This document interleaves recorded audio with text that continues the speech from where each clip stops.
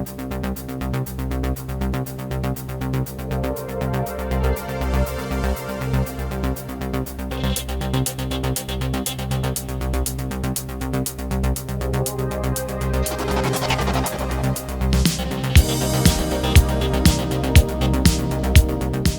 everyone and welcome back to Arctic Retro, and this is part 2 of my Amiga 1000 restoration series, and it's this Amiga here. And if you didn't see part 1, I suggest you check out that before you see this one.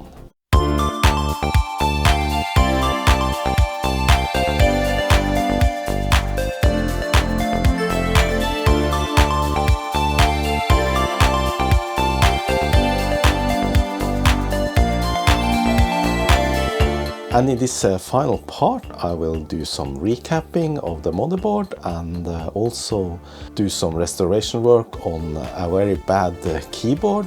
And also I will do a real good test of this machine and see if we can run some games on it. So I wasn't thinking I should recap this motherboard, however when I first have it out I'm gonna do it anyway because I found all the caps that I need. So yeah, I'm gonna do it quickly, not gonna show every detail here.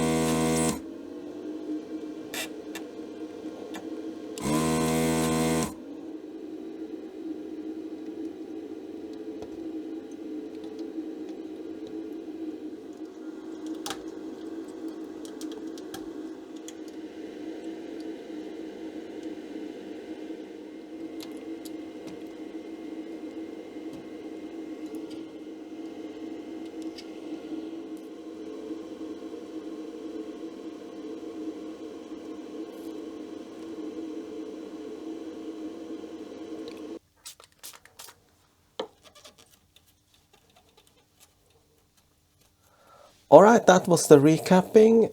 Good quality brand new caps on this motherboard. Well, not completely, I have forgotten these three. Okay, I'm gonna fix that, but I'm not gonna recap the power supply because I don't have those large values here, and I also thinking about maybe finding a replacement power supply for this machine. These last caps was a real pain to get off because they are connected to these thick large ground planes on both sides, so it needs a lot of heat. So I added additional solder now. Let's see.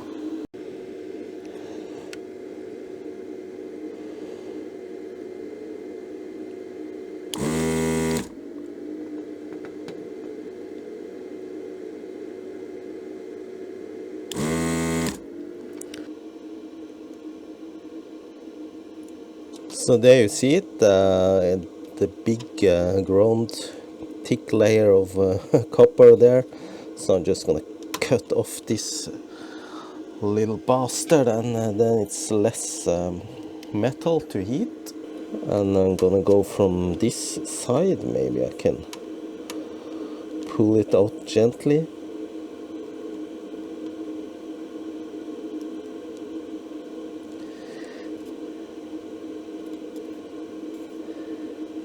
Thing is, it's easy to damage the pad or the via.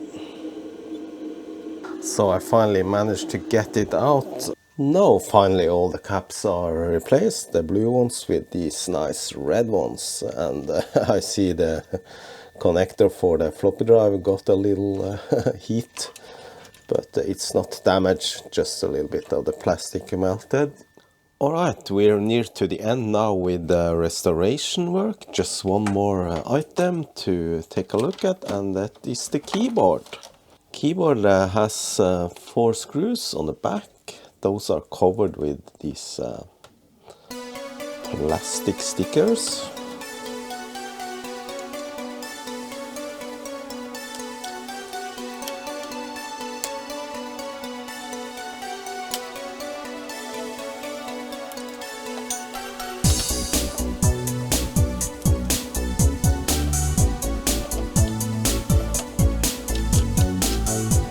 The keyboard also has this tape or sticker with quality assurance almost coming loose. I'm gonna cover this with some tape or something just to keep it from being wet when I clean this. Oh, look at that. So here's not only a lot of dirt and dust, but a lot of rust as well. So I'm not really sure how to go about this. I'm gonna remove the keyboard, all the keycaps of course, and try to clean it up.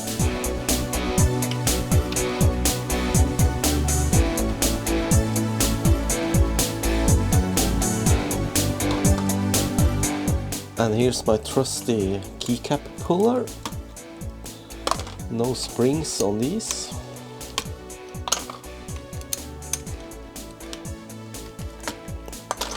On many keyboards, the longest keys have these metal supports underneath, so you need to be careful when you pull those.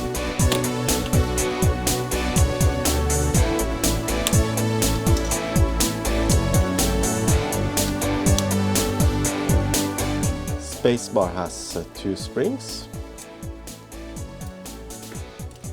Oh, look at that. Good mixture of dust, dirt, hair and all sorts of things, and rust. So I'm gonna take this now and vacuum it real good, and then I'm gonna decide what to do with the metal plate here. Alright, so now it looks a little bit better, but oh boy, there's a lot of rust. I'm not really sure if this keyboard can be taken fully apart. There's some screws on the side and they're actually all loose, most of them. Gonna take them off.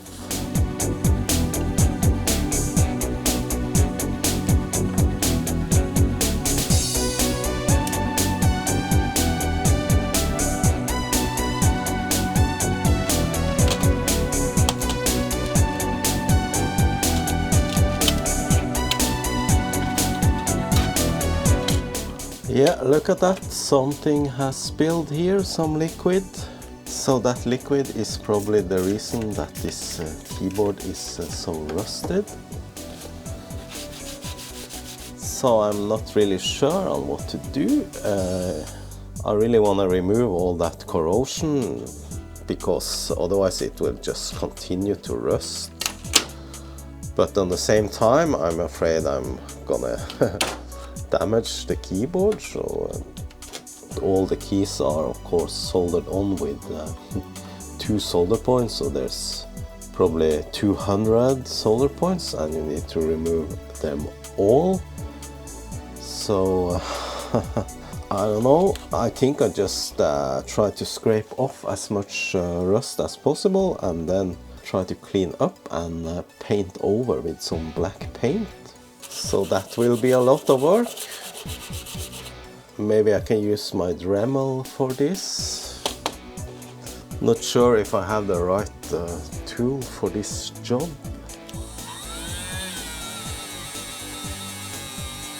This will probably wear out pretty quick. This one then.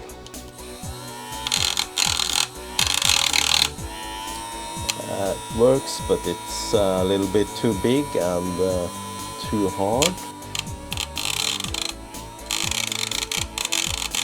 No, that seems to work.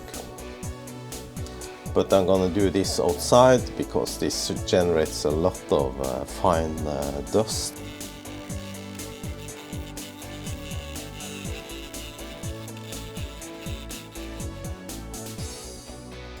Okay, now I have scraped and Dremeled and brushed, and this was a lot of work, but now most of the rust is gone. Of course there are a little bit close to the switches, and also I couldn't fit my Dremel in between the switches here, because they would then cut into the opposite ones, but I think most is gone. Alright, let's see now if I can paint this thing, and it's already starting to oxidize, so I better be quick. I got this metal paint, glossy black, and a couple of small brushes, so I think this should go okay. I'm not too worried about spilling. If I get some paint onto the plastic, that doesn't matter, but I try to avoid that, of course. Only thing is that it smells, so probably not a good idea to breathe in this too much indoors. Let's see now. Yeah, that works. Let's make a little time lapse here.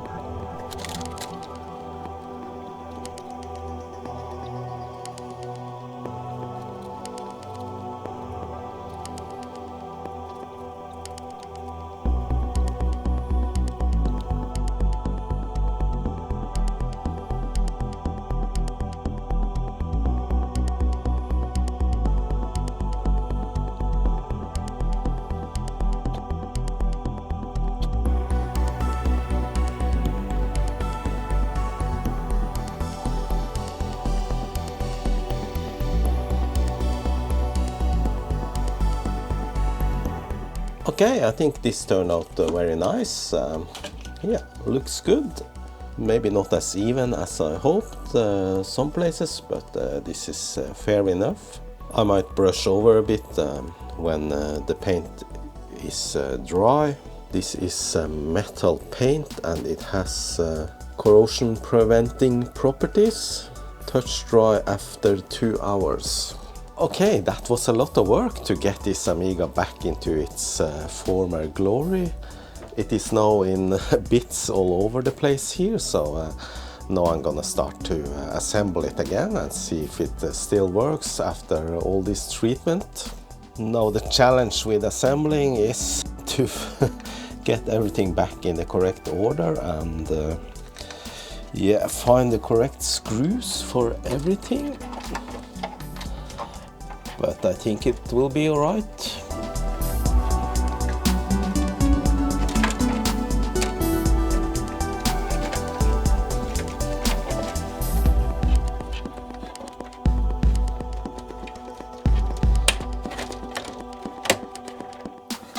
Oh no, power supply needs to go in first, of course.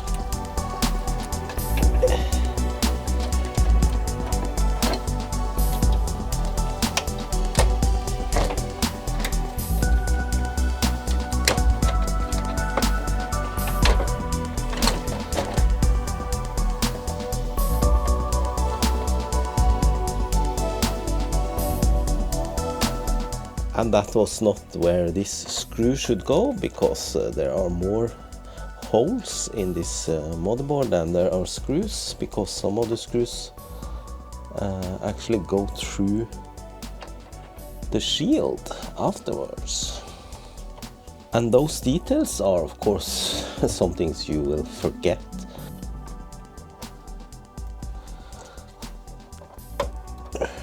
Then the floppy drive. Ground wire.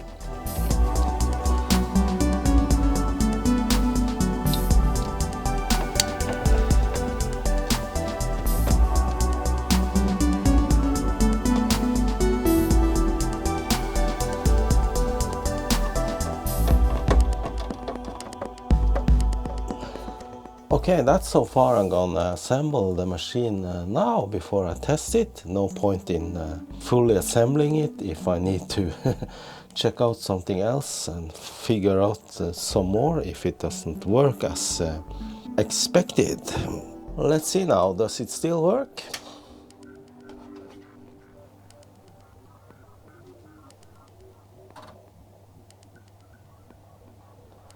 Yes, it does. Nice. Biggest question is floppy drive after all that cleaning. Yep, seems to work just fine. Excellent.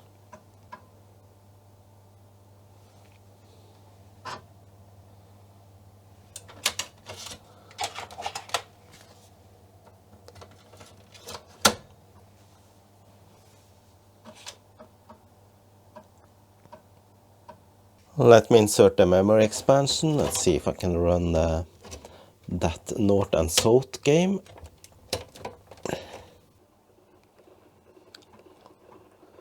Yeah, that works.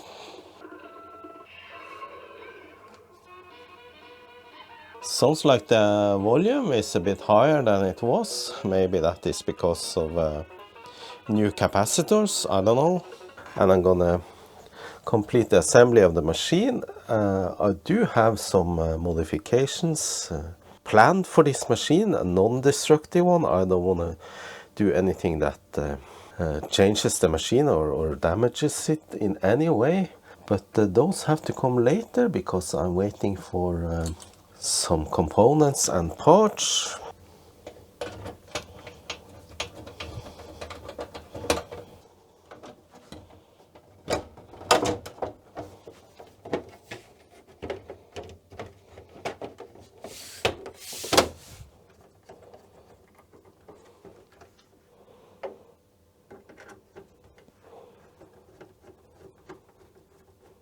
Final screw and no leftover screws. That's good.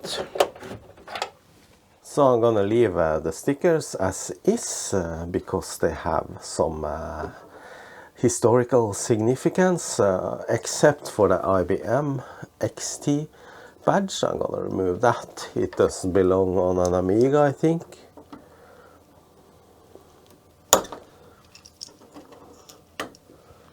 This is probably worth a good deal. Maybe I should sell it, or maybe not.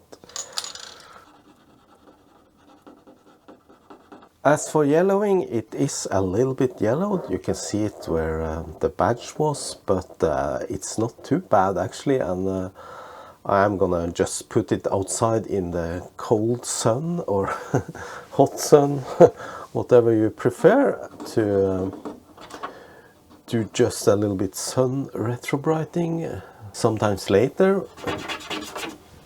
Spring is here almost, so yeah, I guess we will have good conditions any day soon.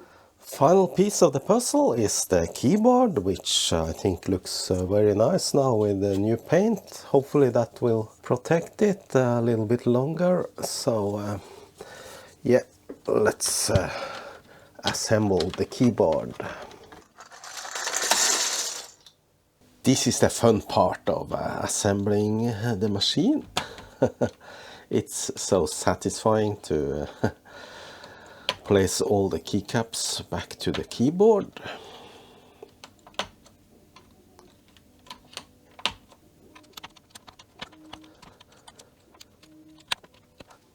But this is taking too long. Let's do like this. Look at that. Nice refreshed keyboard. No keys are sticky anymore. Time to do a little test, and I'm gonna test this game, Cruise for a Corpse, in this very nice original box. And yeah, contains all the original 5 or 6 floppy disks. Disc A. Let's check out the keyboard now. Yeah, seems to work just fine.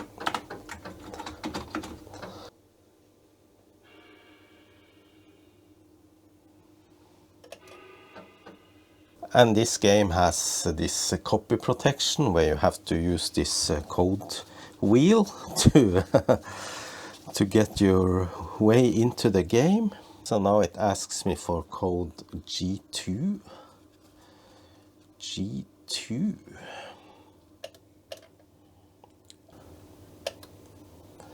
And a hand pointing. There you go.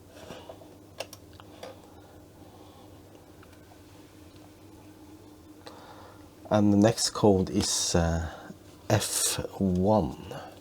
Let's see if we can enter the game. Incorrect code, okay. Second try, let's see now. Okay, now it worked. Very annoying system.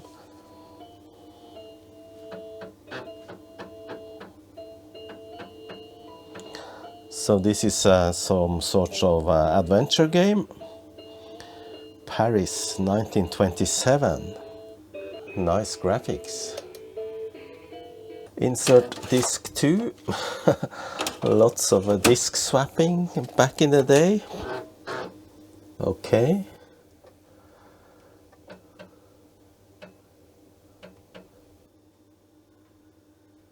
So now the game is started and we can start examining things, I guess. Yeah, examine.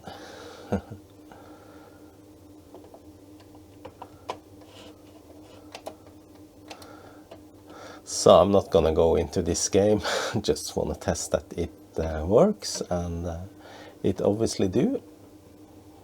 So that's nice.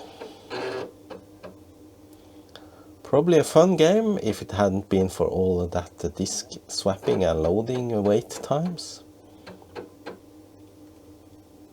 Let's try a little F-18 Interceptor.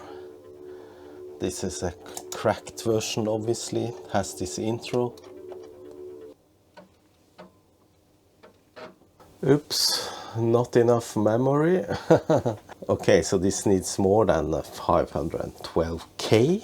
That's actually one of the things I'm gonna look into, and to see if I can find some memory upgrades for this machine. I found a demo here, Budbrain.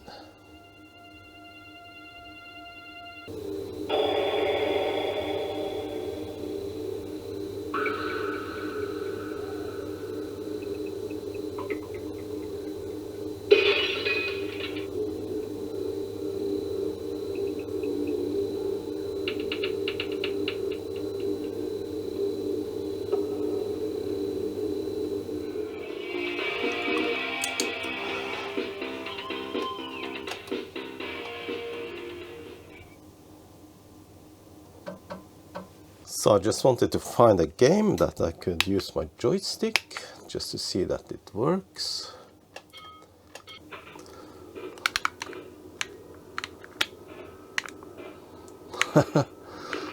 Okay, so I'm the red car. Yeah, joystick works. I think there's player 2 involved here, and he's not here because he uses the mouse. But I'm the red car, obviously. It's a little hard to control. I think I have damage, smoke and fire coming out of my car. Alright, that's it. Alright, that was it for this video. That was a lot of work to get this Amiga 1000 back to its former state and glory.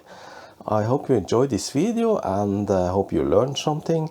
There is more to do with this machine. I didn't take a look at the external floppy drive, that's one thing. And also there's a couple of upgrades I am thinking about doing.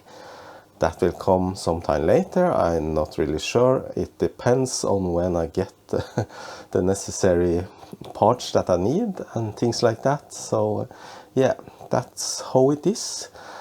Anyway, thanks a lot for watching, and special thanks goes out to my Patreons. See you, bye bye.